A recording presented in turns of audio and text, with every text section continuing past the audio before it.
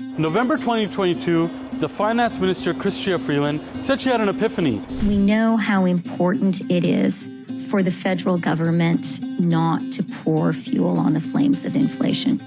We really don't want to make the central bank's job harder. We don't want to put the Bank of Canada in a position where it has to raise rates higher and keep them there for longer.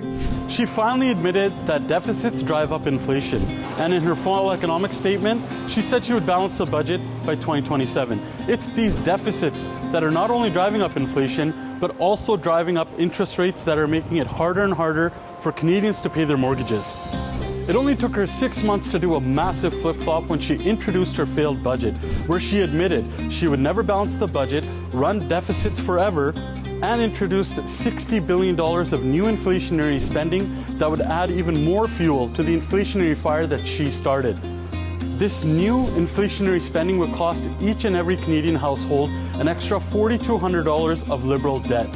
This will cause interest rates to go up and make the cost of living crisis even worse. What is truly reckless is driving up inflation and interest rates on Canadian consumers who are the most indebted in the entire G7. In fact, the combined consumer debt is almost bigger than the entire Canadian economy. The Liberal NDP Costly Coalition's failed policies accumulated more debt on Canadians' heads than all governments before them combined. 1 in 5 Canadians are skipping meals. 1.5 Canadians are visiting a food bank in a single month.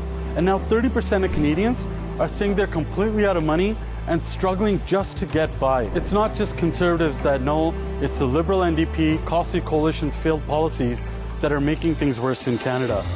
John Manley, the former finance minister, said that the Liberal spending is adding fuel to the inflationary fire. The Governor of the Bank of Canada, Tiff Macklem, even said that inflation is a homegrown issue. Increasingly, inflation in Canada reflects what's happening in Canada. And even future Liberal leadership candidate Mark Carney has said that domestic inflation is making things worse.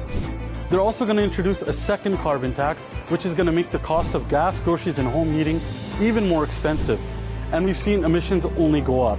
Conservatives will cancel both of these carbon tax scams and use every procedural tool possible to block this bill so that Canadians don't have to incur an extra $4,200 in debt because of a woke, failed budget.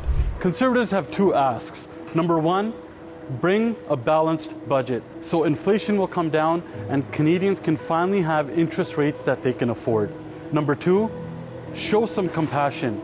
Freeze all carbon tax hikes. We know this Liberal NDP government will never cancel the carbon tax until the Conservatives come in, but in the meantime, they can show some empathy and cancel any planned carbon tax hikes. Conservatives are going to bring home powerful paychecks by reducing the inflationary spending and lowering taxes for Canadians. We're going to bring home lower prices by getting rid of the failed carbon tax scams and reducing the cost of gas, groceries, and home heating and making sure Canadians keep more in their pocket. We're going to bring home more affordable homes by firing government gatekeepers and getting more homes built in this country and bring back the dream of home ownership again. Now, let's bring it home.